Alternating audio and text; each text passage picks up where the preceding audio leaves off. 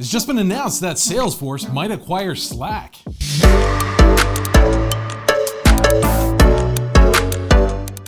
Welcome back to the channel, guys. My name is Trey, getting in touch with you from Japan.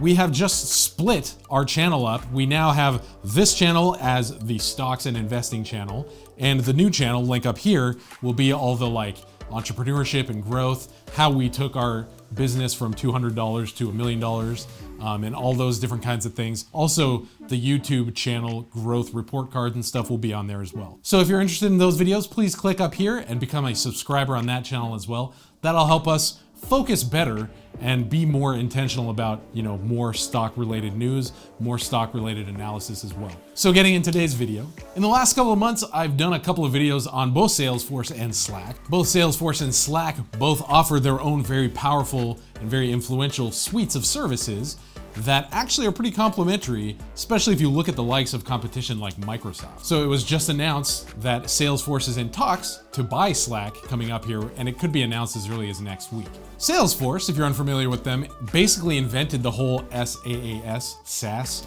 software as a service kind of paradigm about 20 years ago. Mark Benioff, their CEO and one of their creators, basically predicted the obsolescence of on-site software, talking about how in the future, people will basically just log in through the internet to do everything online, which is what SaaS is. Their ticker symbol, CRM, stands for Customer Relations Management, which is where they started out. And this is basically tools and equipment to help your sales team figure out how to do sales better, figure out their workflow, how to keep track of who they've talked with, and all these different things. And since then, CRM has actually become a smaller portion of their income. It's not their main thing really anymore, but they've continued to expand into other things like cloud computing. And if this Slack thing goes through, then they're going to have an even more complete suite of services and offerings that will compete against companies like Microsoft. On the backs of their sales automation tools and then eventually other automation tools as well, Salesforce has grown and grown and grown. And a few months ago, it was announced that they would be added to the S&P 500, which if you don't know what the S&P 500 is or how it's figured out, check out my video up here to learn more. Currently, Salesforce's stock price sits at about $246, though it's been as high as $283 in recent months. Salesforce has been in the habit of acquiring smaller companies lately while it's enjoying its larger market cap, especially since the announcement of joining the S&P 500.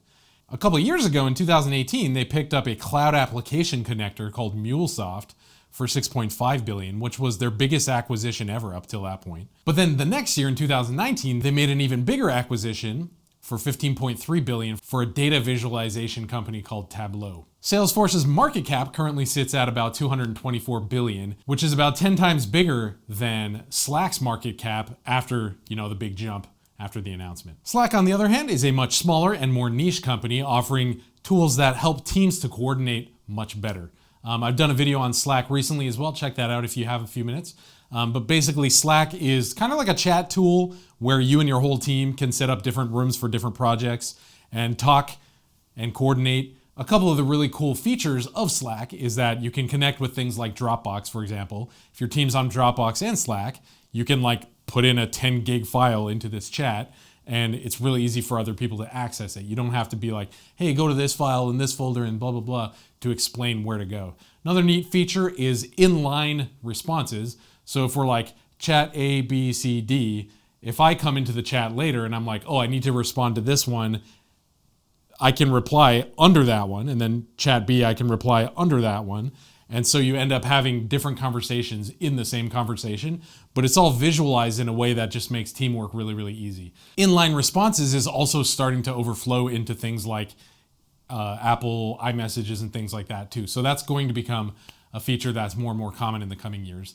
But anyways, that's the kind of service that Slack offers.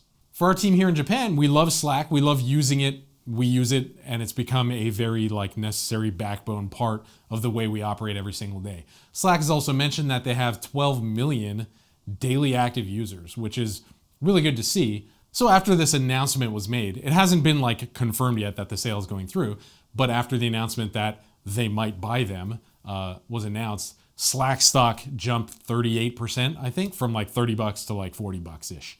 And that's where it is right now. Salesforce stock price didn't change so much on the other hand. As a result, Microsoft, who competes with Salesforce in a lot of their different offerings, had their stock price dip just a little bit after the announcement. And interestingly, a few years ago, Microsoft tried to buy Slack for about $8 billion. It didn't work out, and Slack, I think, wasn't interested at the time. But if this new deal goes through, it'll be really interesting to see how that ends up benefiting Salesforce's bottom line in the big picture.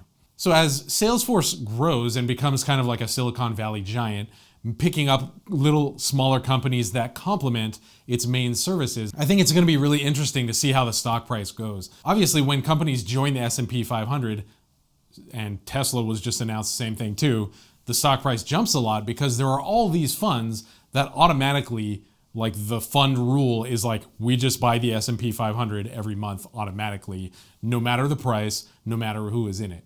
And so automatically the companies that join the S&P 500 just get more and more and more money piling into them. And so evaluating Salesforce's stock price right now is a little bit tricky. Actually, Salesforce and Slack both have earnings reports coming in the next couple of weeks. So it's kind of tricky to like say, yeah, this is an awesome deal, buy either one of them right now. But generally speaking, Salesforce is really, really smart about buying smaller companies that complement and build on to their bigger picture.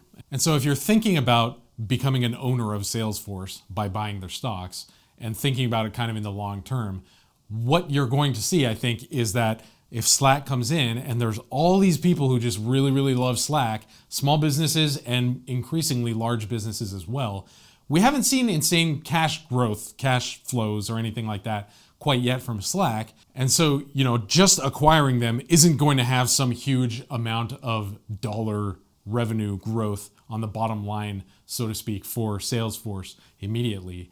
But what you're going to see is kind of a multiplicative effect. Because right now, you get Slack and you're paying them X dollars a month to use the service.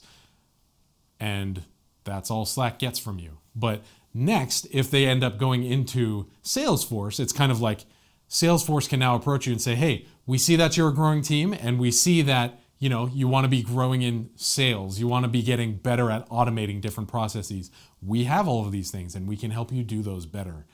This is all it costs, kind of thing. And so there's a lot more room for Salesforce to extract money out of their current already very happy clients and putting them into their other kind of sales funnels and processes to get more money for the company and also probably ultimately help their clients grow much more too. So that's the thing I'm really excited for the future of Salesforce if this ends up going through. All that to say, I think it's, again, tricky to say like buy Salesforce now as a result. They've gone down from their stock price, which was $280 a little while ago. I think it's now $240, $250, something like that. I don't think it's a terrible buy. And I was saying in the previous video, like, let's wait until it settles down a little bit more, but I'm not sure that will actually happen, especially with this news, especially with Slack, because everybody loves Slack. So I don't know. If you're interested in long term, I think it's not a bad buy. I think it's one of those companies like Nvidia, like you just buy a few stocks here and there and it will do you well in the coming years.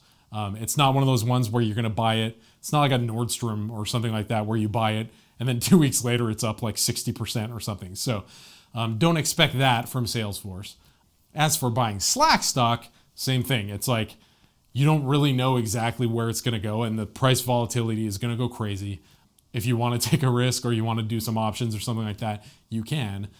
But the deal isn't locked down. It's not set in stone yet. So the ball's in your court. I think Slack in general as a company is doing really good, but I wasn't interested in buying it at $30 because there were so many question marks still on the horizon. So what do you guys think about this transaction? Are you going to be buying Salesforce or Slack?